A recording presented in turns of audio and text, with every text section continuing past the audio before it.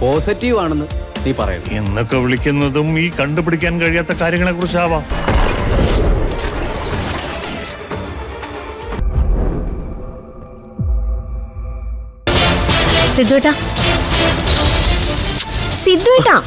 എന്താ? ഓ, മധുരക്കിനാവ് മുറിഞ്ഞതിന്റെ ദേഷ്യമായിരിക്കും അല്ലേ? ദാ ഫോൺ ആരൊക്കെ വിളിച്ചിട്ടുണ്ടെന്ന് തോന്നുന്നു. വിളിച്ച ഞാൻ അറിയണ്ടേ? ഫോൺ സൈലന്റിൽ ഇട്ടാ പിന്നെ എങ്ങനെ അറിയാനാ? ഞാൻ ഡിസ്പ്ലേയില് ലൈറ്റ് ബ്ലിങ്ക് ചെയ്യുന്ന കണ്ടതാ.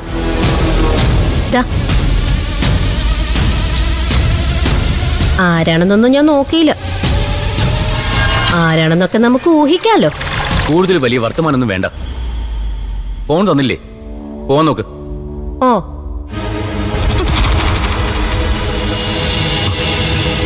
നിരഞ്ജൻ സാറാണല്ലോ. 8 മിസ്ഡ് കോളോ. Hello hello sir. സിദ്ധു എവിടെയാ? എന്താ ഫോൺ എടുക്കാതിരുന്നത്? സോറി സാർ, ഞാൻ അറിഞ്ഞില്ലായിരുന്നു. എന്താ സംഭവിച്ചത്? എന്ത് സംഭവിക്കാൻ? അല്ല സാറെന്താ അങ്ങനെ ചോദിച്ചത്? സിദ്ധു ഇപ്പൊ എവിടെയാ? ഞാൻ വീട്ടിലുണ്ട്. അപ്പൊ അങ്ങനെയാണ് കാര്യങ്ങൾ. എന്താ സാർ അങ്ങനെ പറഞ്ഞത്? സിദ്ധുവിന് എന്തോ സംഭവിച്ചെന്നോ എന്തോ വയ്യായികയാണെന്നൊക്കെ പറഞ്ഞ് ഒരു ഫോൺ വന്നു. അതാ ഞാൻ അക്ഷരയും കൂട്ടി വീട്ടിൽ നിന്ന് ഇറങ്ങിയത്. സിദ്ധുവിനെ ഫോണിൽ കിട്ടാതായപ്പോ സംഗതി സത്യമാണെന്ന് കരുതി. സാർ, അത് ഫേക്കാണ്. ആ, മനസ്സിലായി. സാർ പെട്ടെന്ന് തിരിച്ചു വയ്ക്കോ പ്ലീസ്. സിദ്ധു ഫോൺ വെച്ചോ. Hello hello.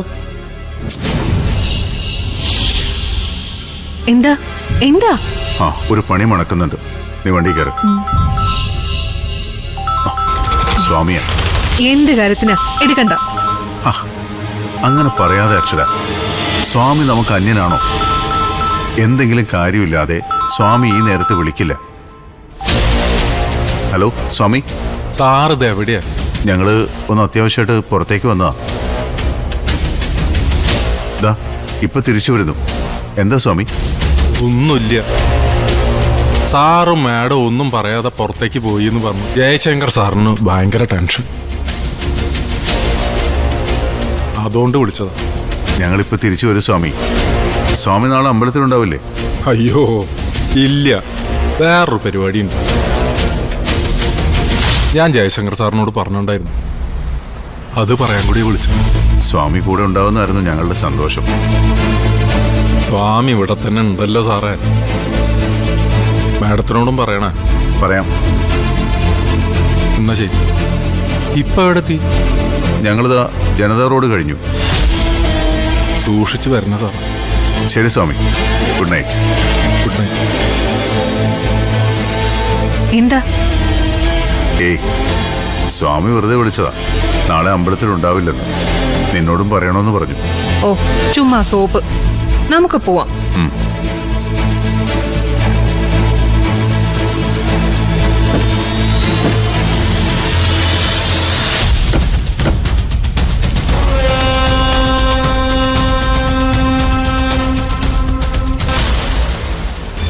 എടാ, ആ ശേഖരനെ ഒന്ന് ട്രേസ് ചെയ്യും. വേണ്ട വേണ്ട വേണ്ട, ദേഹത്ത് കൈവച്ചുള്ള കളികളൊന്നും വേണ്ട. ഉപദ്രവിച്ചാലേ അവന് വീറും വീര്യം കൂടും. ഭീഷണി അതേ വില പോകൂ. അവനെ തൊടുവെന്നല്ല, അവന്റെ പെങ്ങന്മാരെ വെച്ച് വരട്ടണം. നാളെ കൊണ്ട് അവനെ ട്രേസ് ചെയ്തിരിക്കണം. ആ, ഇന്ന് രാത്രിയും നാളെ പകലും എനിക്ക് വേറെ ചില പണികളുണ്ട്. ആ, കിട്ടുവടാ, ഫോണിൽ കിട്ടും. പണി എവിടാ? പരലോകത്തൊന്നുമല്ല.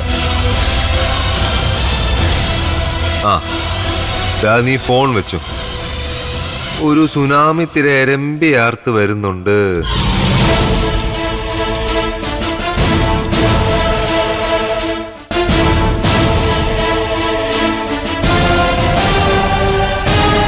അല്ല, ഇതാര്? ദേവിയോ തമ്പുരാട്ടിയോ? എന്തൊക്കെയുണ്ട് തമ്പുരാട്ടി വിശേഷങ്ങൾ? നാളെ ഗുരുനാഥന്റെ വേളിക്ക് പോകണ്ടായോ? പുതുവസ്ത്രവും മുല്ലപ്പൂ ഒക്കെ വാങ്ങിയോ? പിന്നെ ഈ വിടർന്ന കണ്ണുകൾ എഴുതാൻ കരിമഷിയും. ഡാ, എന്താടി? നീ നല്ലൊരു നടനാണെന്ന് എനിക്കറിയാം. തേക്ക് ഒരു കുഞ്ഞ് ഓസ്കറാണ് ദേവിക എന്റെ ലക്ഷ്യം. പിന്നെ ഒന്നും കിട്ടിയില്ലെങ്കിൽ പച്ചാളം ബാസി മെമ്മോറിയൽ അവാർഡെങ്കിലും വേണം. നിനക്ക് മിമിക്രി അറിയാല്ലേ? പിന്നെ ആരെ വേണം? മമ്മൂട്ടി, മോഹൻലാൽ, സുരേഷ് ഗോപി. നിർത്തടാ. നീ എന്തിനാണ് ഇപ്പൊ നിരഞ്ജൻ സാറിനെ ശബ്ദം മാറ്റി ഫോൺ ചെയ്തേ? നിരഞ്ജന് ഫോൺ ചെയ്തു. ഞാനും എന്ത് കാര്യത്തിന്? ആ സിദ്ധാർത്ഥന് വയ്യാന്നും പറഞ്ഞ്. ചേടാ, ഇത് നല്ല കൂത്ത്. സത്യമായിട്ടും എനിക്കിപ്പം നല്ല ഡൗട്ടുണ്ട്. നിങ്ങൾക്ക് ഭ്രാന്താണെന്ന്. ഇത്തരം മായക്കാഴ്ചകൾ കാണുന്ന അസുഖത്തിന് എന്തോ ഒരു പേരുണ്ട്. തോന്നാ ക്രീസോഫീനിയ. കള്ളത്തരം കാണിച്ചിട്ട് നിന്ന് ന്യായീകരിക്കില്ലേ?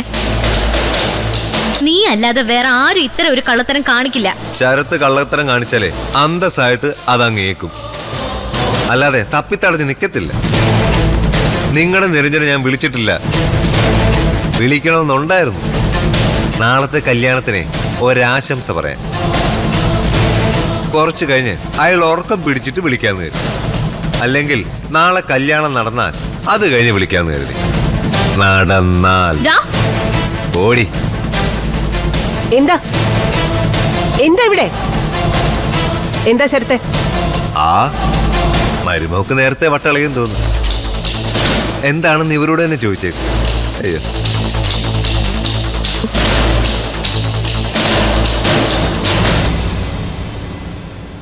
എന്താ ദേവിക പ്രശ്നം? അത് അമ്മ, അത് പിന്നെ ശരത്തുമായിട്ട് ഇപ്പൊ എന്തായിരുന്നു പുതിയ പ്രശ്നമെന്ന്? അത് സിദ്ധു എന്നെ വിളിച്ചിട്ടുണ്ടായിരുന്നു. സിദ്ധാർത്ഥൻ ദേവികയെ വിളിച്ചതിന് ശരത്തുമായിട്ട് എന്തിനായിരുന്നു വഴക്ക്? അല്ല, സിദ്ധുവിന് വയ്യാന്ന് പറഞ്ഞ് ഒരു കള്ള ഫോൺ കോള് നിരഞ്ജൻ ഡോക്ടറിന് ചെന്നൂന്ന്. ഡോക്ടറെ അപകടപ്പെടുത്താൻ ആരും ഒരിക്കൽ കെണിയാണെന്നാ സിദ്ധാർത്ഥനോട് പറഞ്ഞത്. അതിന് നിരഞ്ജൻ ഡോക്ടർക്ക് ആരുടെയോ ഫോൺ വരിക. സിദ്ധാർത്ഥൻ അതുടനെ ദേവികയെ വിളിച്ചു പറയാ. അതിന്റെ പേരില് ഈ വീട്ടിൽ ഒരു വഴക്കുണ്ടാവുക. അത് എന്തിനായിരുന്നു എന്നാ ഞാൻ ചോദിച്ചേ. സിദ്ധാർത്ഥൻ ഈ വീട്ടിലെ ആരുമല്ല. നിരഞ്ജൻ ഡോക്ടർ ഈ വീട്ടിലെ ആരുമല്ല. അമ്മ, സുധേട്ടനെ മറന്നിട്ടാണോ അമ്മ ഈ പറയുന്നത്?